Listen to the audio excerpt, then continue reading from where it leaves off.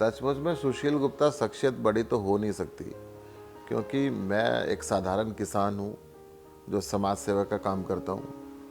मेरा मुख्य क्षेत्र चिकित्सा और शिक्षा के अंदर है। मैं कोशिश करता हूँ कि हिंदुस्तान का हर बच्चा शिक्षित हो। उसके लिए मैंने दिल्ली, हरियाणा, पंजाब के देहात के अंदर मैंने एजुकेशन इंस्टीट्यूट्स खोली हैं, जहाँ पे हम वर्ल्ड क्लास एजुकेशन उनकी डोर स्टेप पे दे सके। क्योंकि शहरों में आज एजुकेशन इंस्टीट्यूट्स की कमी नहीं है, परंतु गाँव में बड़ी भारी कमी है। और उनको बच्चों को, विशेषकर लड़कियों को, अगर वहाँ पे शिक्षा मिले तो हिंदुस्तान शिक्षित होगा, जिससे देश की तरक्की होगी। प्रेरणा सूत्र तो सबसे बड़े भगवान श्री कृष्ण, खुद जिन्होंने कहा कि जीवन के अंदर रस होना चाहिए और क्रम जिंदगी का सबसे बड़ा महत्वपूर्ण एलिमेंट है। अगर मनुष्य काम नहीं करेगा तो मनुष्य की जिंदगी बेकार है। और क्रम के अंदर, उसके काम के अंदर अगर इच्छा शक्ति नहीं होगी और मन के अंदर पसंदता नहीं होगी तो वो प्रोडक्टिविटी हमारी पूरी हो नहीं सकती। तो भगवान श्री कृष्ण ने कहा था कि हमेशा आप जिंदगी को रस के साथ जियो और काम करते रहो। तो उनसे प्रेरणा लेके हम आगे बढ़ते हैं।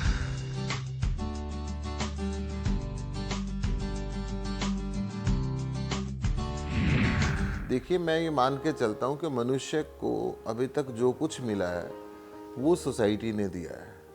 ये लैंग्वेज हमें सोसाइटी ने दी, ये रहने का तरीका, आज मैंने शर्ट पहनी है या शूज़ पहने हैं, या हमारे पास मोबाइल टेलीफोन है, या चश्मा है, या एरोप्लेन है, या कलम है, कुछ भी है, शुरू से लेकर आज तक सोसाइटी के जितने अंग हुए हैं उन्होंने इन चीज़ों को संग्रहित करते करते हमारे तक पहुंचाया। और हमारी ड्यूटी बनती है कि हम सेल्फ कंसंट्रेट ना हो। सोसाइटी ने आज तक जो कुछ हमें दिया है उसके रिटर्न में अगर पूरी ज़िंदगी भी लगा दें तो वो कम है। तो मैं मान के चलता हूँ कि हमें ज़्यादा से ज़्यादा समाज के लिए काम करना चाहिए, अभावग्रस्त लोगों के लिए काम करना चाहिए। और उसके लिए मैंने समाज सेवा का माध्यम, अपनी लोकेलिटी, इसके साथ साथ मोतीनगर का जो विधानसभा का क्षेत्र है ये, और शिक्षा और चिकित्सा के माध्यम से मैंने कोशिश की है कि मैं समाज की जो सेवा कर सकूं, उसके माध्यम से करता हूं। देखिए, 24 घंटे में से 16 घंटे में काम करता हूं। सुबह 8 से लेके रात्रि 12 बजे तक मेरा वर्किंग आवर परमानेंट फिक्स है, क्योंकि सुबह 8 बजे उठ के पब्लिक को मिलना है। जहाँ तक पब्लिक आती रही 12, 1, 2, 3 बजे तक मैं कोशिश करता हूँ कि उनसे मिलूँ। उसके बाद जो मैंने सोशल रिस्पॉन्सिबिलिटीज़ ली हुई है मैं उनके ऊपर काम करता हूँ। कुछ समय मिलता है तो मैं अपने खेती के काम को देखता हूँ। फिर एजुकेशन इंस्टीट्यूट्स की जितनी डाक होती है, रात को 10 से लेकर 12 बजे के बीच में बैठकर मैं उस डाक को निपटाता हूँ। जितनी ईमेल्स आई हुई होते हैं उनका जवाब देता हूँ और कोशिश करता हूँ कि इनका सबका एक बेहतर तरीके से सामंजस्य बनाकर हम समाज सेवा के काम को भी आगे बढ़ाएं, अपने आजीविका के काम को भी आगे बढ़ाएं और लोगों की सेवा भी करते रहें। कि जब आपको सेवा में आनंद मिलने लगेगा तो किसी और फोर्स की ज़रूरत नहीं रहती।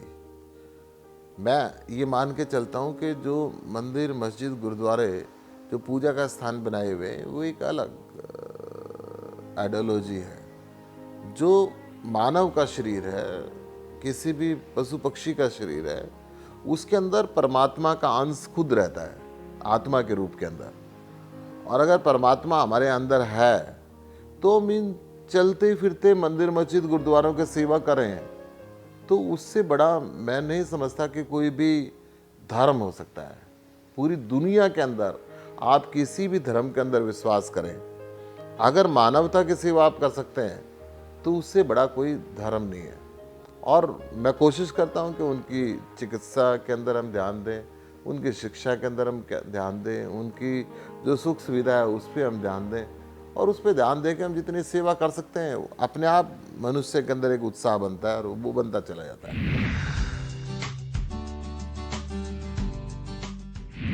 मुस्कुराते हुए व्यक्तियों के साथ सारी दुनिया चलती है। कोई व्यक्ति रोने लग गया तो घर के लोग भी उसका साथ छोड़ जाएंगे। तो अगर आप किसी पे गुस्सा कर रहे हैं तो अपने शरीर को खराब कर रहे हैं, सामने वाले व्यक्ति आपसे नहीं मिलेगा।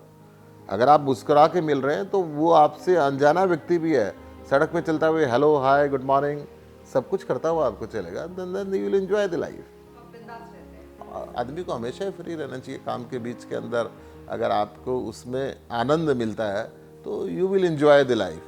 और अगर आपको काम करने में बोझ लगता है, ना तो आप काम कर सकते हैं ना जिंदगी को एंजॉय कर सकते हैं। जब मैं पैदा हुआ तो पंजाब था, जिला संगरूर हमारा होता था, बाद में पार्टीशन बना, जिला जींद बन गया। सेकंड स्टैंडर्ड मैंने गांव से पास किया, गांव के सरकारी स्कूल में।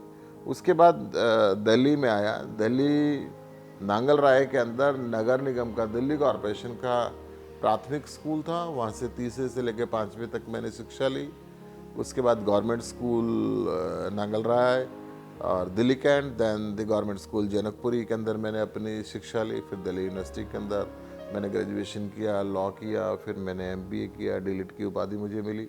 और इसके साथ साथ अगर सच बात आप मानते हैं तो मैं 5वीं 6वीं क्लास से ही घर वालों ने कहा था भाई ये काम आपको साथ साथ करने पड़ेंगे।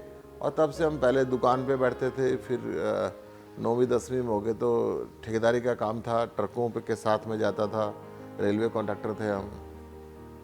10वीं 11वीं क्लास के अंदर 10वीं की जब छुट्टियां हुई तो रेवाड़ी के अंदर जो खलीलपुर स्टेशन है उसके साथ में बलेवा और मैनियावास गांव है, वहाँ पे मैं बांध बना के आया था। जब मैं पैदा हुआ, छोटा गांव में हम रहते थे, मैं देखता था कि मेरी माता जी जो पूरा दिन वो धुआं चूल्हा फूकती रहती थी और चाय बनाती थी आने जाने वालों के लिए। मुझे कई बार गुस्सा उठता था कि मेरे पिताजी मेरी माता जी से बहुत काम ले रहे हैं और लोगों की इतनी सेवा करने की क्या ज़रूरत है। जब मैं धीरे धीरे बड़ा हुआ तो मुझे ऐसा लगा कि नहीं, वो एक ठीक रास्ते पर थे और लोगों की सेवा करना उतना ही ज़रूरी है। आज मैं अपने परिवार को देखता हूँ तो उसी तरीके से हम उस सेवा के अंदर लगे हुए हैं। हम 7 भाई हैं और सभी के सभी अपने व्यापार में हैं और समाज सेवा के काम को सभी देखते हैं। ये परिवार के अंदर एक शुरू से मैं समझता हूँ कि ऐसा परमात्मा ने कोई आशीर्वाद दिया है कि हम इकट्ठे रहते हैं, एक ही कंपाउंड में हम सुबह शाम इकट्ठे बैठते हैं, इकट्ठे क्या कर सकते हैं, क्या बेटरमेंट कर सकते हैं ताकि बच्चे भी अच्छे संस्कार लेके आगे बढ़ें। और जो अपने व्यापार देखना है अपने व्यापार को ठीक तरीके से देखें, उसके अंदर शुद्ध कमाई जो आए उससे बच्चों का पेट भरा जाए, उससे कोई ऐसी खराब चीज़ ना हो। तो इसलिए जो पारंपरिक सोसाइटी के अंदर जॉइंट फैमिली का ट्रेडिशन था वो हमारी फैमिली में आज भी कायम है। करीब हम 150 के करीब परिवार के मेंबर हैं। मतलब मेरे से बड़े बड़े मेरे भतीजे हैं, उनके बच्चे हैं और सब हम इकट्ठे ही, ज़्यादा पड़ोसियों की ज़रूरत हमें नहीं पड़ती परंतु परिवार ही इतना बड़ा है और हम सब मिल के उसको सेलिब्रेट करते हैं। और वैसे तो हर घर में आना जाना है। पंजाब क्षेत्र के अंदर मैं रहता हूँ, शायद ही कोई ऐसा परिवार हो पंजाब में जिसमें हमारे व्यक्तिगत तरीके से आना जाना ना हो।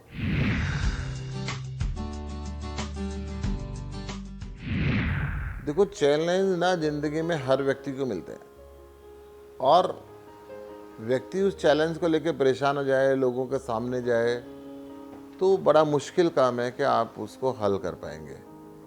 आप चैलेंज कोई भी आता है उसको शांति से सोचें, सच्चाई के रास्ते को पकड़ें और कानून के रास्ते पे चलें तो सारे के सारे चैलेंज अपने आप सॉल्व हो जाते हैं। बड़े से बड़े चैलेंज आते रहे हमारे सामने, परंतु जब हमने एक ठीक रास्ते को पकड़ा और उस रास्ते को पकड़ते हुए हम ऐसे चले कि लॉ ऑफ द लैंड का हमें रिस्पेक्ट करनी चाहिए। जिस भी दुनिया में, जिस भी राज्य के अंदर, जिस भी संस्था के अंदर जो कानून बने हुए हैं अगर हम उनका पालन करेंगे तो वहाँ के सभी व्यक्ति आपके साथ चलेंगे। पहली बात तो ये है। और आपका रास्ता सच्चाई का होगा तो दुनिया की कोई बड़ी से बड़ी समस्या हो वो बहुत छोटी हो जाएगी। मैं सुबह उठ के कुछ अपना व्यायाम करता हूँ, या मॉर्निंग वॉक हो गया या हल्का सा योगा हुआ। और जनरली 8 बजे से लोग मुझे मिलना शुरू करते हैं। 8 से लेके 10, 11, 12, 1, 2 जितने भी तक लोग आते रहे मैं उनसे मिलता रहता हूँ। उसके बाद मैं निकल गया अग्रसेन हॉस्पिटल में जाके कुछ सेवा की, फिर अपने कुछ स्कूल कॉलेजों की तरफ चला गया। कुछ समय बचा तो पंजाब क्षेत्र के अंदर पंजाब सोसाइटी के माध्यम से सेवा की। शाम को पंजाब क्लब के अंदर कुछ जिम्मेदारी एज ए प्रेसिडेंट मुझे मिली हुई है, वहाँ भी कुछ समय लगा देता हूँ। और इस तरीके से फिर रात्रि में जो शादियां हैं और सोशल रिस्पॉन्सिबिलिटीज़ हैं, एक्टिविटीज़ हैं, उन फंक्शंस के अंदर जाना होता है। उसके बाद आके 11-12 बजे तक अपनी मेल्स को चेक करता हूँ, उनका रिप्लाई देता हूँ। और इस तरीके से ये दिनचर्या रहती है कि हम काम करते रहते हैं, बस दैट्स ऑल।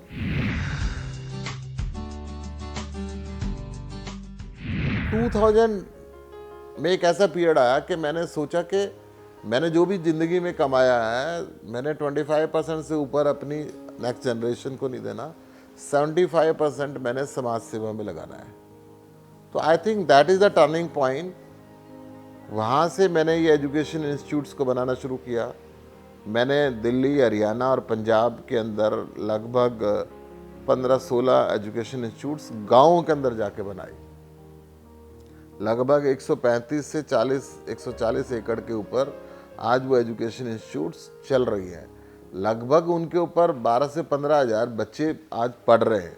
उसमें नर्सरी से लेके पोस्ट ग्रेजुएशन तक के बच्चे हैं। उसके अंदर अगर 10 स्कूल है तो इंजीनियरिंग कॉलेज भी हैं, जिनके अंदर diploma engineering, BTech, MTech post graduation है, बीएड, एमएड है, आर्किटेक्चर में है, B arch, master of architecture जैसे कोर्सेज, कंप्यूटर एप्लीकेशन के, मैनेजमेंट के सभी कोर्सेज हम देहात के अंदर जाकर बच्चों को शिक्षा देते हैं, ताकि वो हिंदुस्तान की मुख्य धारा के अंदर जुड़ सके।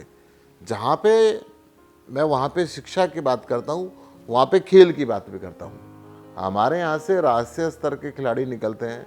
आप ईशांत शर्मा की बात करें तो हमारे स्कूल के ग्राउंड से निकला है। युद्धवीर सिंह की बात करें तो हॉकी का प्लेयर हमारे स्कूल के ग्राउंड से निकला। बहुत से ऐसे प्लेयर हैं जो राष्ट्रीय और अंतर्राष्ट्रीय स्तर तक जाकर खेले और उन्होंने अपने देश का नाम रोशन किया।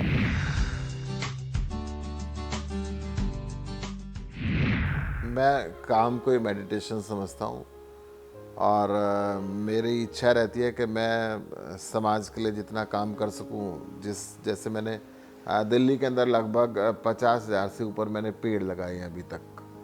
मैं नजफगढ़ ड्रेन की क्लीननेस के लिए दिल्ली सरकार के विभिन्न विभागों से, दिल्ली नगर निगम से, हाई कोर्ट के माध्यम से लड़ाई लड़ रहा हूँ कि जीवन को तुम वृक्ष मानकर सदाचार जड़ जान, कर्म धर्म के जल से सींचो, जो चाहे कल्याण। दुराचारी विद्वान हो चाहे हो धनवान, सदाचारी कंगाल के आगे है वो तनिक समान। ये जीवन का मूल संदेश है। आप इसके ऊपर पालन कर लें तो हमेशा सुखी रहेंगे। आम जनता के लिए सबसे पहला संदेश है खुश रहो, मुस्कुराते हुए रहो और जिंदगी के अंदर काम जरूर करो, क्योंकि कर्म ही धर्म है। सत्य पे हमें चलना है। अगर उस रास्ते को छोड़ देंगे तो बहुत मुश्किल बात है।